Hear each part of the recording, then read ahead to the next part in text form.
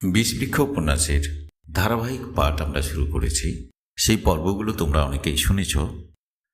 আজকে আমরা শুরু করছি বিষবৃক্ষ উপন্যাসের প্রথম পরিচ্ছেদ নগেন্দ্রের নৌকা যাত্রা। এই পরিচ্ছেদের প্রশ্ন এবং উত্তর। পরবর্তী সময়ে আমরা প্রত্যেকটি পরিচ্ছেদের প্রশ্ন এবং উত্তর আলোচনা করব। প্রত্যেকটি পর্বের আলোচনা দেখার জন্য আমাদের চ্যানেলটি অবশ্যই সাবস্ক্রাইব করবে, আর প্রশ্নোত্তর আলোচনা কেমন লাগছে সেগুলো অবশ্যই কমেন্ট করে লিখে জানাবে। প্রথম পরিচ্ছেদ নগেন্দ্রের নৌকা যাত্রা। প্রথম পরিচ্ছেদের প্রথম প্রশ্ন। নগেন্দ্র নৌকায় যাত্রা করার সময় সূর্যমুখী তাকে কি উপদেশ দিয়েছিলেন? উত্তর: সূর্যমুখী নগেন্দ্রকে সাবধানে নৌকা চালাতে এবং ঝড় তুফান দেখলে নৌকা কিনারায় লাগাতে বলেছিলেন। তিনি বিশেষভাবে নিষেধ করেছিলেন যেন ঝড়ের সময় নৌকায় না থাকেন। নগেন্দ্র কোথায় যাচ্ছিলেন এবং কেন? নগেন্দ্র কলিকাতায় যাচ্ছিলেন। সেখানে তার অনেক প্রয়োজনীয় কাজ ছিল।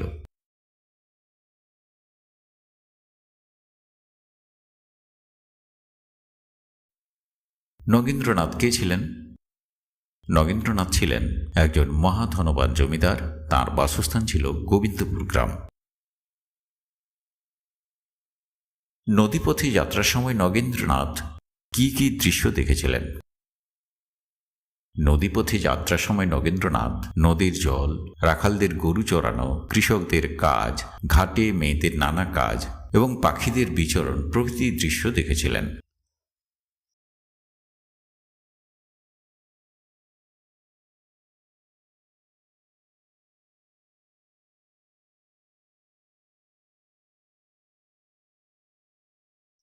ঝড় শুরু হওয়ার আগে প্রকৃতির কি পরিবর্তন দেখা দিয়েছিল? ঝড় শুরু হওয়ার আগে আকাশে কালো মেঘ জমেছিল, নদীর জল কালো হয়ে গিয়েছিল এবং গাছের মাথা কাঁপতে শুরু করেছিল। রহমত মোল্লা কে ছিলেন? রহমত মোল্লা ছিলেন নগেন্দ্রনাথের নৌকার মাঝি।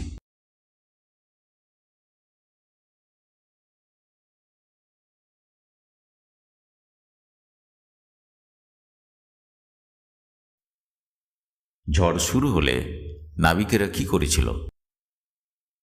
ঝড় শুরু হলে নাবিকেরা নৌকা কিনারায় বেঁধে পাল মুড়িয়ে বসেছিল।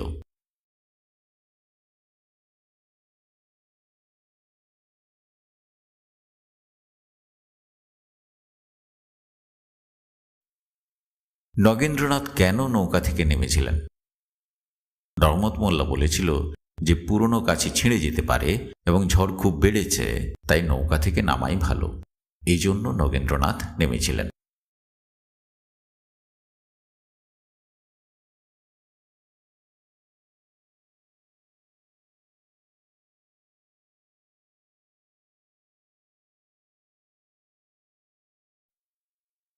ঝড়ের রাতে নগেন্দ্রনাথ কোথায় আশ্রয় খুঁজতে গিয়েছিলেন?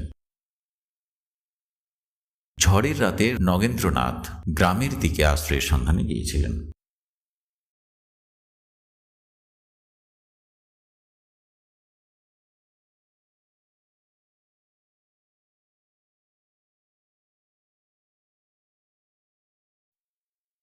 শেষে নগেন্দ্রনাথ কি দেখতে পেলেন? শেষে নগেন্দ্রনাথ একটি প্রাচীন স্টোক নির্মিত বাড়ি থেকে আলো বের হতে দেখলেন এবং সেখানে প্রবেশ করলেন।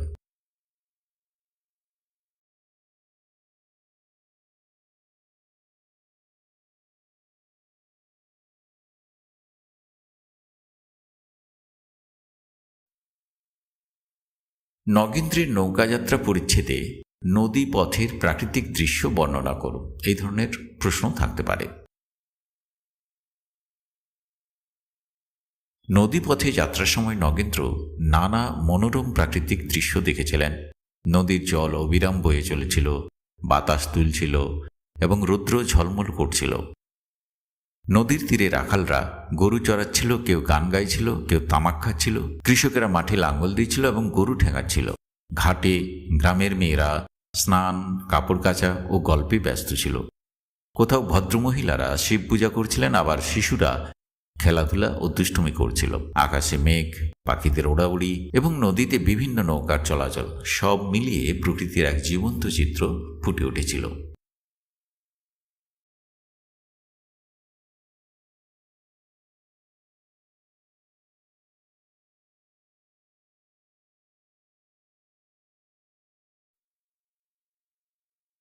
নগেন্দ্রের নৌকাযাত্রা পরিচ্ছেদে ঝড়ের পূর্বলক্ষণ ও ঝড়ের বর্ণনা দাও। উত্তর: ঝড় শুরু হওয়ার আগে আকাশে কালো মেঘ জমে যায় এবং চারদিক অন্ধকার হয়ে ওঠে।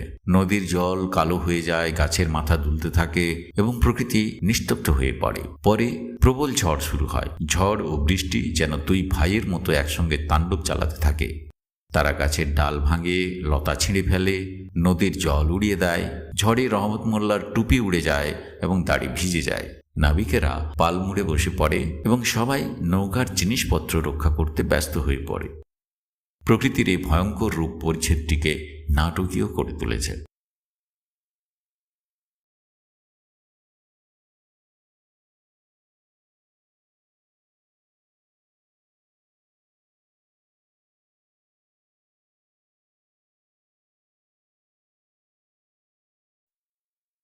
পরের প্রশ্ন: সূর্যমুখীর প্রতি নগেন্দ্রনাথের দায়িত্ববোধের পরিচয় দাও। উত্তর: সূর্যমুখী নগেন্দ্রকে যাত্রার আগে সাবধানে নৌকা চালাতে এবং ঝড়ের সময় নৌকা থেকে নেমে যেতে বলেছিলেন। নগেন্দ্র সেই প্রতিশ্রুতিকে গুরুত্ব দিয়েছিলেন। ঝড়ের সময় তিনি দ্বিধায় পড়েন। নৌকা থেকে নামলে মাঝিরা তাকে কাপুরুষ ভাবতে পারে, আবার না নামলে সূর্যমুখীর কাছে মিথ্যাবাদী হতে হবে। শেষ পর্যন্ত তিনি সূর্যমুখীর কথার মর্যাদা দিয়ে নৌকা থেকে নেমে যান। এতে বোঝা যায় নগেন্দ্র তার স্ত্রীর প্রতি দায়িত্বশীল ও প্রতিশ্রুতিবান ছিলেন।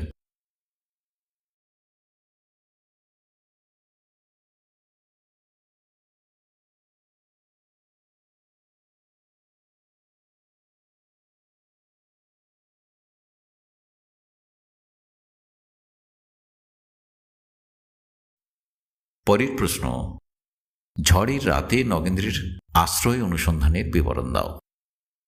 উত্তর: ঝড় ও বৃষ্টির মধ্যে নদী তীরে দাঁড়িয়ে থাকা সম্ভব ছিল না, তাই নগেন্দ্র আশ্রয়ের সন্ধানে গ্রামের দিকে রওনা হন। কর্দমাক্ত পথ পেরিয়ে তিনি অন্ধকারের মধ্যে চলতে থাকেন। চারদিক এত অন্ধকার ছিল যে কিছুই স্পষ্ট দেখা যাচ্ছিল না। মাঝে মাঝে বিদ্যুতের আলোয় প্রকৃতি আলোকিত হচ্ছিল।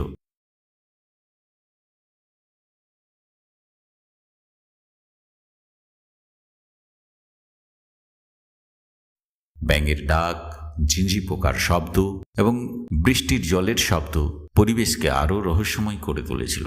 বহু কষ্টে নগেন্দ্র দূরে একটি আলোর আভা দেখতে পান এবং সেই দিকে এগিয়ে গিয়ে একটি প্রাচীন স্টোভ নির্মিত বাড়ির সামনে পৌঁছান।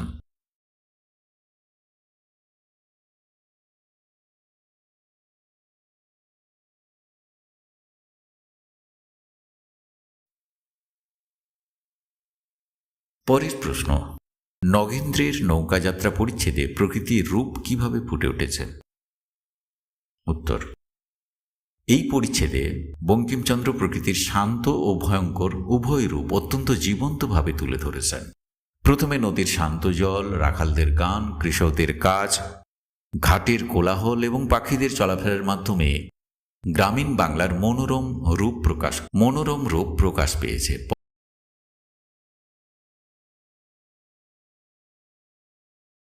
পরে কালো মেঘ, প্রবল ঝড়, বৃষ্টি, গাছপালার দোলন ও নদীর উত্তাল অবস্থার মাধ্যমে প্রকৃতির ভয়ঙ্কর রূপ ফুটে উঠেছে। ঝড় বৃষ্টিকে দুই ভাইয়ের মতো কল্পনা করে লেখক প্রকৃতিকে মানবিক রূপ দিয়েছেন। এই বর্ণনা পরিচ্ছেদটিকে অত্যন্ত প্রাণবন্ত ও কাব্যময় করেছে।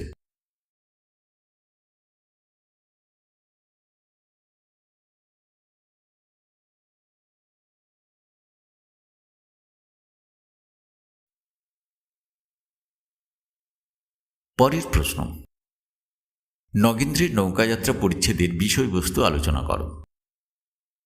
উত্তর: নগেন্দ্রের নৌকাযাত্রা পরিচ্ছেদে জমিদার নগেন্দ্রনাথের কলিকাতাগামী নৌযাত্রার বর্ণনা দেওয়া হয়েছে।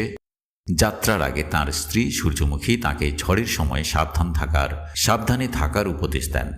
প্রথমে যাত্রা নির্বিঘ্নে চললেও পরে আকাশে কালো মেঘ জমে এবং প্রবল ঝড় শুরু হয়।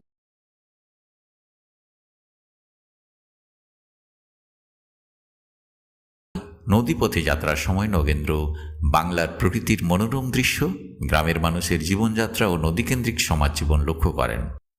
ঝড় শুরু হলে নৌকা তীরে ভেড়ানো হয়। পরে নগেন্দ্র আশ্রয়ের সন্ধানে গ্রামের দিকে যান। অন্ধকার, বৃষ্টি ও ভয়ঙ্কর পরিবেশের মধ্যে তিনি একটি পুরনো স্টক নির্মিত বাড়িতে পৌঁছান। এই পরিচ্ছেদে প্রকৃতির রূপ, মানব জীবন এবং রহস্যময় পরিবেশের সুন্দর সমন্বয় ঘটেছে।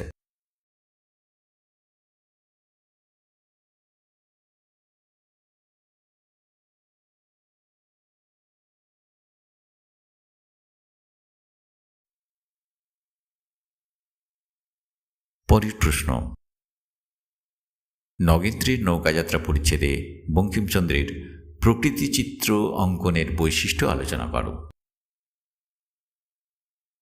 সাহিত্য সম্রাট বঙ্কিমচন্দ্র বিষবৃক্ষ উপন্যাসের প্রথম পরিচ্ছেদে অত্যন্ত দক্ষতার সঙ্গে বাংলার প্রকৃতি ও গ্রামীণ জীবনচিত্র অঙ্কন করেছেন।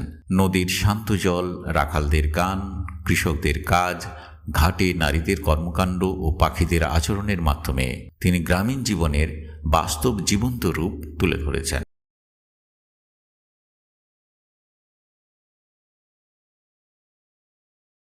আবার ঝড়ের সময় কালো মেঘ, বৃষ্টির তাণ্ডব, গাছের দোলন, নদীর উত্তাল অবস্থার বর্ণনা প্রকৃতির ভয়ঙ্কর রূপ প্রকাশ করেছে। লেখক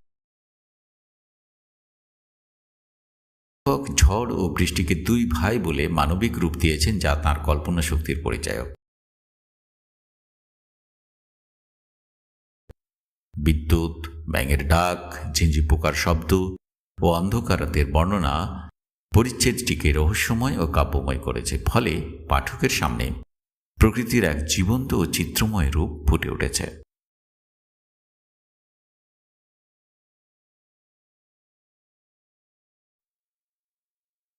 বিষবৃক্ষ উপন্যাসের প্রত্যেকটি পরিচ্ছেদের ধারাবাহিক পাঠ পড়ে নেওয়ার পরে প্রত্যেকটি পরিচ্ছেদ থেকে কী ধরনের প্রশ্ন হতে পারে, সেই প্রশ্নের উত্তর কিভাবে সাজানো যেতে পারে, এই সম্পর্কে একটা গাইডলাইন দেওয়ার চেষ্টা আমরা করছি।